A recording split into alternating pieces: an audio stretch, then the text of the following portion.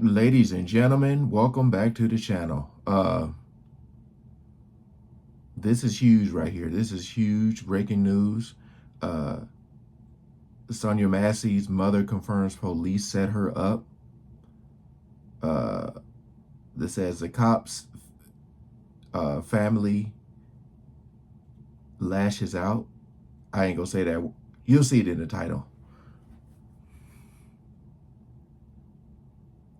All right, hey, I don't know if you guys have heard anything, but we're going to check this out. Ain't gonna waste no more time. Let's jump right into it. Information is starting to leak out in the cracks of this Sonya Massey story. Huh? Information is starting to leak out in the cracks of this Sonya Massey story. It was an incident that happened earlier that day. And I talked to two officers or whatever. And I believe that it's the same officer that shot my mother. Now, Brenda Butterfield is the grandmother-in-law to this piece of shit that Sonya Massey, Shawn Grayson, and she wrote this editorial. So the Sonya Massey incident just got a whole lot more complicated. Sonya's mother revealed that the police knew about her mental health condition, and yet they still chose to use aggressive force. And that's not all. Her son also made a shocking revelation. According to him, the police officer— Man, I wish this music wasn't so loud in the back. who brutally took the life of his mother knew her. I'm sorry, what? That fact changes everything. I mean, that points towards a setup. And apparently, there might be some truth to it after all, since Shawn's girlfriend and Sonya apparently knew each other. And get this, the only reason Shawn had a job is because his girlfriend's dad put in a good word for him. Safe to say, Isabel's got the power in the relationship, and if Sonya did something to piss her off, then Shawn might have taken things into his own hands. So are folks really onto something here? Did Shawn really barge into that home with a sinister plan? Did the police set Sonya up? Let's find out. So we gonna stay abreast of this, but this is just a theory. This is just a theory. We gonna update y'all as it go, but it seemed fishy to me that she didn't have clothes on and something was going on outside her house. The cops knew everything. You see, the day Sonya dialed 911, alerting them of an intruder in the house wasn't the first time she rang up the authorities. Apparently, in the days leading up to the unfortunate incident, several emergency calls had been made from Sonya's house. In one of the calls, Sonya's mother, Donna Massey, told authorities that her daughter was suffering from a mental breakdown, and "I don't want you guys to hurt her." It was around 9 a.m., and Sonya was on the streets yelling. According to Donna, when she gets upset, she thinks everybody's after her, like paranoid schizophrenic. And that's not all. It seems like Donna was well aware of the problems that could arise, and she was worried for her baby girl's safety, which is why she specifically asked the authorities to not send a prejudiced officer. In another call, a woman who didn't identify herself said that people wanted to hurt her. And then a day later, Sonya herself made another call, reporting on a neighbor who had hit her with a brick. However, a sheriff's deputy met her at the hospital since she had gone there to receive medical treatment after the call. She told the officer the same story about the neighbor and that she had also broken a window in an attempt to get into the car to get away. Sonya also alerted the officer that she had recently been released from a mental health facility and that earlier that day, a police officer attempted to run her off the road. I'm sorry, exactly what was going on here? Well, this is where Sonya's son comes in. See, her family has been committed to getting the truth out there. They have been holding press conference after press conference for Sonya, and during a recent sit-down in front of the cameras, Sonya's son, Malachis Massey, had some interesting things to say. According to him, on the day of the incident, there had been another 911 call and 2 officers showed up at their home because of an incident. And he believes that Shawn was there as well. Only other thing, Malachi, you may want to tell them is you think law enforcement came there earlier that day. Okay, it was an incident that happened earlier that day. And I talked to 2 officers or whatever, and I believe that it's the same officer that shot my mother. I talked to his partner first, then the second officer, that's the one that I think the one that did that. I will say that the one who shot her does have if you heard his voice over the phone, you could recognize it just by the way he was talking. Now, yeah, I could see that. I talked to them, and they told me that because she was driving herself to the hospital or something. She wasn't even at the house when this was going on, but she was driving herself to the hospital. They told me that they were going to go there to help her, and then this happens. And this has the internet shook. If Shawn showed up at the house before, it means he knew about Sonya's mental health struggles. And yet, he still chose to be aggressive. So was Sonya really set up? Well, let me just clear one thing up. This isn't the first time that the idea has been floated around. During an interview with CBS Mornings, Sonya's dad, James Wilburn, revealed that he didn't even know his poor girl had been taken out by a police officer. Authorities told him that an intruder was behind the attack. Oh, You know, what? I'm hearing that you were told conflicting stories. What were you told, the circumstances of this? Well, I was never told that it was a deputy-involved shooting. We were under the impression that she was killed by the intruder or some other person from the street or something, and they just went in there and found her dead body.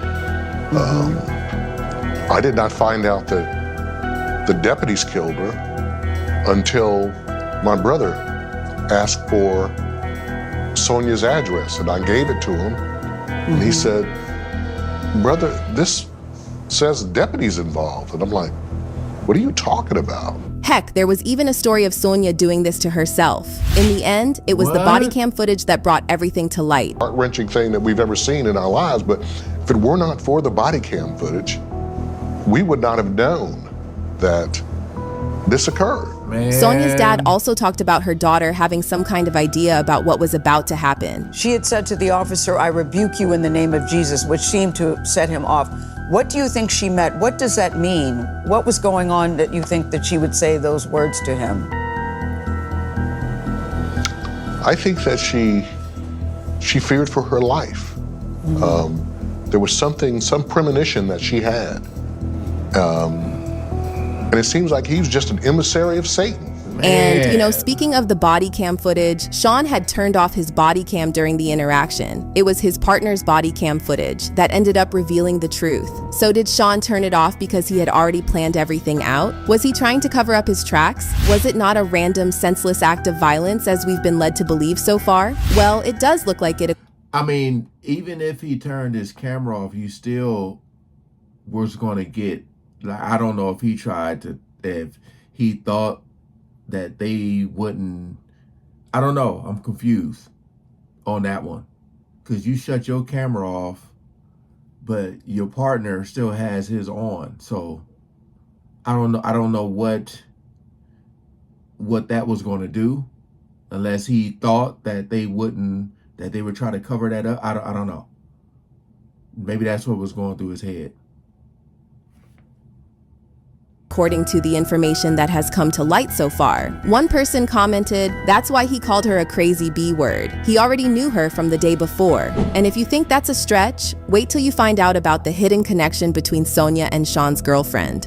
Shawn's girlfriend knew Sonya. Yup, you heard that right. Shawn's girlfriend, well, scratch that, fiance is Isabel Butterfield. Apparently she was supposed to exchange vows with Grayson in October this year, but with the way things turned, she'd be putting that on hold. Anyways, according to people on the ground, she ran into Sonya at the mental health treatment center she used to go to. And guess who else had a job there? It was none other than Isabel Butterfield. I started doing some digging and I realized y'all said that Sonya had on a hospital bracelet. I looked up the closest place where she could have got medical care to her house, an 8-minute drive away, and guess what we ended up at?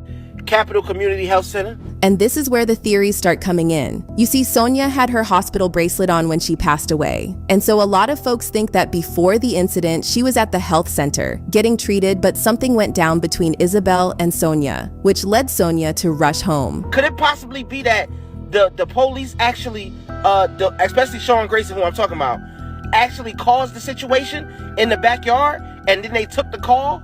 Which is why she didn't even have a chance to get clothes on? Because if I heard something in the driveway, wouldn't you automatically get dressed and at least try to be prepared just in case they try to come in the house? A lot of folks seem to think that there's definitely something sus about the situation. Definitely. One person commented, "You may be onto something because he was determined to get into her house and he had such a negative attitude towards her. As soon as she opened the door, she said, 'Don't hurt me.'" Meanwhile, another person commented, "Why was she on the phone with 911 dispatch the whole time? Till Grayson told her to put the phone down. Then she requested her Bible. She knew he was there to hurt her." Now it's all in the air, but people feel like the authorities need to look into the average response time in the area and then Shawn's response time on the day of the incident. But if it turns out that all of this was planned, does that mean his partner was involved as well? Whatever the case, it's only adding to the suspicion around Shawn Grayson. And one thing that had folks fuming was, It's just the why for me.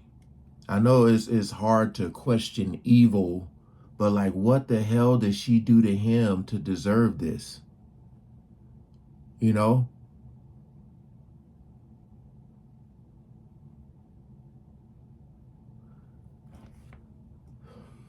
his shady employment history. You see, after Shawn Grayson's name ended up in the headlines, a lot of folks were naturally interested in digging up everything about him. And you won't believe what they found. Apparently, when Shawn first applied to be a police officer, they didn't just hire him because they thought he'd be good at his job. No, they hired him because he had a reference from his girlfriend's father. WCIA managed to get their hands on Grayson's personnel files through the Freedom of Information Act, and the beneficiary designation, along with his emergency contact information part, caught people's attention. He put down the name of his girlfriend, and on the references for hiring, he put down the name of her father, aka his father-in-law, Scott Butterfield, who is a former sheriff's deputy. According to a Facebook post by the Sangamon County Sheriff's Office, Scott turned in his badge after 30 years of service in 2020. But it looks like his word still carries weight, because Shawn was able to land a job because of him. Heck, how could they not hire Shawn when he wrote such a 5-star review about him? Latair West Wooden, who investigated Grayson, said, "Mr. Butterfield advised me that Mr. Grayson is currently dating his daughter. Mr. Butterfield describes Mr. Grayson as a mellow, non-confrontational person who has good communication skills. Mr. Butterfield highly recommends Mr. Grayson for employment with the Sangamon County Sheriff's Office." Meanwhile, Sangamon County Sheriff Jack Campbell said, "Grayson's personnel file includes references from people I know well." So the question here is, did everyone choose to ignore the warning signs just because Grayson had a reference from someone credible? Probably because you so. see, the warning signs were there. Shawn worked at 5 different law enforcement agencies because he became a cop at the Sangamon County Sheriff's Office. That's 6 different police departments between 2020 and 2024. And get this, he also had 2 drunken driving convictions within a year on his record. In fact, one of these convictions was the reason why he was prematurely discharged from the Army. So, you're telling me the Army thought that this dude wasn't competent enough to do his job, but the police force did? A psychological evaluation of Shawn from May 31st, 2023 concluded he was fit to serve, but they did write this in the report. He knows he can move too fast at times. He needs to slow down to make good decisions. He was instructed to take high-stress classes. But guess what? Shawn never showed up. And what's even more ridiculous is that Sheriff Campbell said he wasn't aware of any issues at Shawn's previous workplaces. However, the records obtained by WCIA tell a different story. Apparently, according to the files, Shawn was investigated not once but twice for his behavior while he was at the Logan County Sheriff's Office. Heck, his supervisor even wrote about Shawn disobeying orders during a high-speed chase. We're at the end of 2nd Street. She's taking a right. Are you pursuing? I'm about to terminate. She's flying up 121 right now. Despite the orders to terminate the chase, Grayson kept going. And to make sure he didn't get caught, he turned off the sirens and the lights. Wow. And that decision came to bite him back because he slammed the car into a deer. Until he hit a deer. Oh my goodness. Well, I'll definitely be terminated because a buck just smacked the side of my driver's side door. Did you violate a direct order Yes. from a supervisor about termination? Yes, I did. Grayson, Of course, Grayson was questioned by his superiors for the incident. Do you agree, before we conclude this, that there is a mountain of policy violations that you committed? 7 months on, how are you still employed by us? I don't know. Then there's also the report from his boss at Auburn, Illinois Police Department back in 2022. This was written by the Auburn chief while he was giving a representative for the Logan country a review of Shawn's performance in his department. According to him, Grayson struggled with report writing, which to be fair is something we can overlook. However, what we can't overlook is the part where the Auburn chief said that Grayson was aggressive and that he posted about his illegal substance arrest on social media. But did Sheriff Campbell pay any attention to it? No, sir. In fact, he gave reporters his own twisted reasoning for ignoring it. Among the comments from his prior employers was that he needed more training. This is not unusual for deputies with Grayson's experience and is standard procedure for Sangamon County deputies. Grayson was subsequently sent to a 16-week academy training, a requirement for all new and lateral transfer deputies in our office. He also said a DUI does not disqualify a potential candidate, and that Grayson's questionable employment history didn't raise any red flags, but instead showed his admirable ambition to advance to larger and more structured departments. That's horrible. Mark Ayers, Sangamon County board member, who's responsible for hiring new deputies, said that he was never made aware of Shawn's troubled past or the negative reports by his previous employers, which people kind of find ridiculous. Just how is the police doing business? I would never bring on someone that had that troubled past or that record. So yeah, there's a lot of questions to be asked here. Why did everyone around Grayson trust him so blindly? Why did his father-in-law back him? And since they did do all that, are they to be blamed for his actions as well? But that's hardly the worst of it. Grandmother-in-law to the rescue. With Shawn being villainized by the public, his grandmother-in-law came out of hiding to defend him. She wrote an op-ed with the title, "Does anyone care about Shawn Grayson's family or what horrifying reality they are dealing with?" And if that had you raising your eyebrows, you're not ready to hear what she actually wrote. She starts off writing, "First to the protesters. What are you protesting? Shawn is in jail, charges are filed, trial date to be set, and punishment to be applied. Shawn is not going anywhere, so please knock off wearing out your sweat glands. So please take your signs and go home and just be humans. Not the amusement or disgust to the public." Of course, people who read the op-ed were pissed. They felt like Butterfield was missing the entire point. People were protesting why Shawn was on the force in the first place, even after his history. It's not just about him. It's the fact that he highlights a deeper systemic issue within the police force that needs to be addressed. And then there's also the fact that he took a life. Even if he is placed in handcuffs, that doesn't erase the loss of life. Nothing like a weak-ass bitch and their hypocrisy in their white privilege. Like you can just tell somebody that's protesting to go home. See, we're not only protesting that your weak-ass grandson-in-law, Sonya Massey, we're protesting the fact that why was his weak ass on a police force in the first place after having 4 years and 6 jobs under his belt, not to mention the two DUI convictions. You knew about that, right? Yeah, you know about that. That's also part of this protest. He shouldn't have been there in the first place to kill an unarmed black woman. And then Butterfield goes, "Does anyone care about Shawn's family or what horrifying reality they are dealing with? What about his fiancée he was to marry in October? She is an innocent young woman who also is unfairly being persecuted. Does anyone care about the destruction of her life? She is left to deal with an emotional death. Shawn's future in-law families, a to-be father-in-law who is as close to Shawn as a father as can be." They saved her. Because the way how aggressive he is, ain't no telling what he probably would have did with her. It's crazy.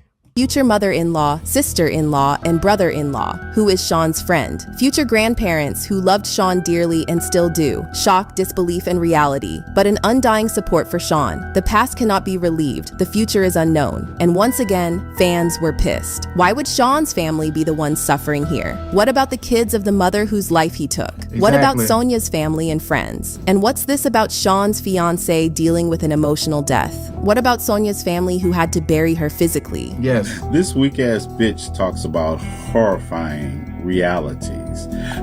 Did you all have to bury Shawn last Friday like Sonya Massey's family had to bury her? Did you all have to contend with the fact that you don't even have all of the circumstances and details surrounding why your weak-ass grandson-in-law, since that's what you want to call him, even shot their loved one in the first place? You want to talk about horrific realities. But the lines that has everyone fuming are, "We will always support Shawn." Judge not, lest ye be judged. No man, woman is without sin. There is a final judgment for all. Proud grandmother to be of Shawn Grayson. I'm sorry, but what is there to be proud of? He took a life for no reason. And what's with the religious references when her son-in-law drew his weapon after a woman said she rebuked him in the name of Jesus? We will always support Shawn. And you can, because Shawn is alive. See, a casket is supporting Sonya Massey right now. One person even wrote, "The paper that ran this should be ashamed of themselves." As for the public, well, they think something is definitely fishy about the situation. One person commented, "Yes, it was planned. Why did he turn his body cam off? Thank God the other cop had his on." Meanwhile, another person wrote, "Cop went there specifically for that. Sonya's fate was sealed that night before she even answered the front door. Premeditated, unaliving." But what do you think of the situation? Do you think Sonya was set up? Is putting Shawn behind bars enough, or should everyone around him be investigated? Let us know in the comment section below. I feel like he needs to get life in prison, and they need to investigate the people around him. Plain and simple. Because that was so unnecessary, uncalled for, probably the worst ones I've ever seen. And they definitely need to handle this situation. That was crazy. Just the more information that's coming out, man, I didn't know all that. I did not know all that.